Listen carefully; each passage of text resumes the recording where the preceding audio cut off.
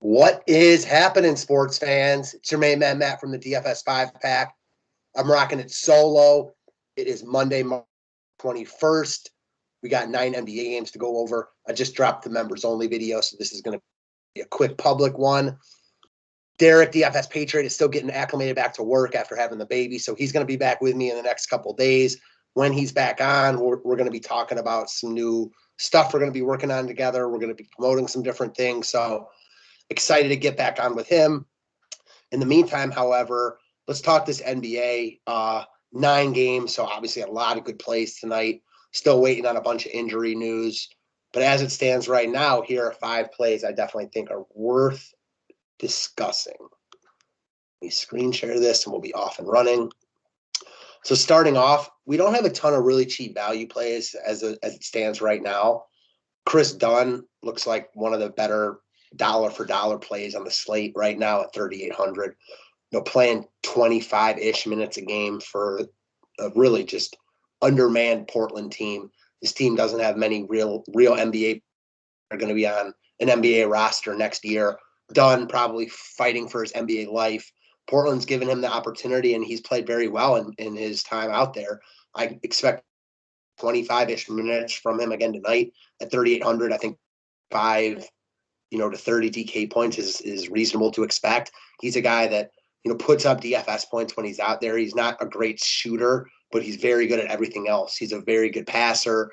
He's tall, so he gets a ton of steals.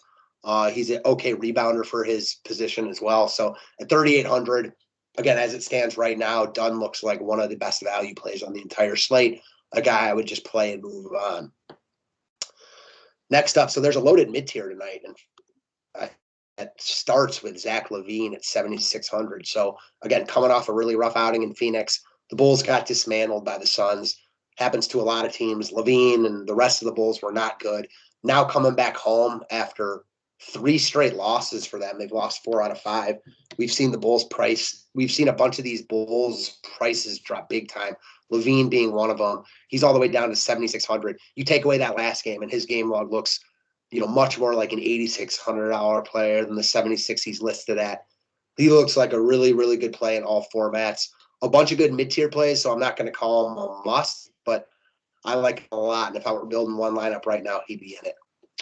Next up is a guy I like a lot in tournaments. So this Washington-Houston game, I think screams DFS upside. Kuzma, after missing last game, is going to be back in action tonight.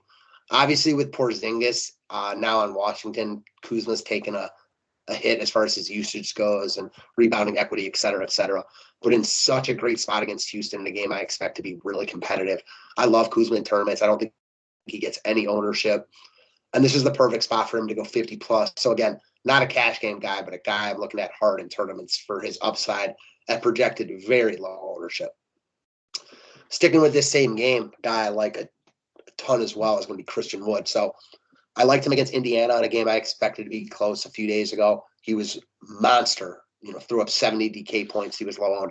Followed it up with a dud yesterday. When Houston gets rolled like they did yesterday, Wood is not going to play big minutes. Sat for a lot of the second half, only played 21 minutes. He was chalky on that 2-game slate. I love going right back to him here, and another spot I think that's going to be very competitive. I think this is a good opportunity for Houston to win this game.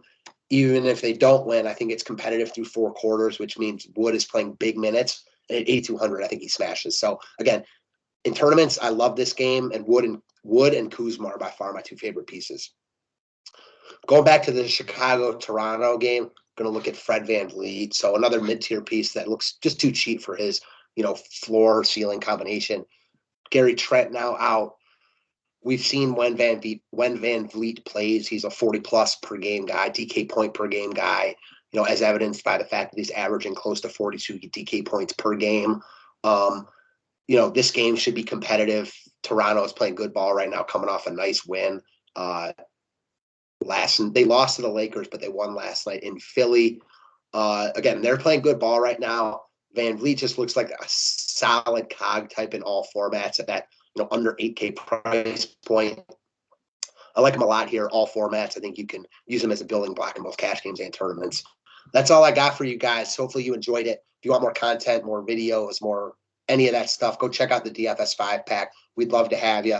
As I mentioned at the beginning, Derek and I are going to be getting on here this week for sure and talking over a bunch of new things we're going to be starting on. So get ready for that. I'm excited, and I appreciate you guys as always. Until tomorrow.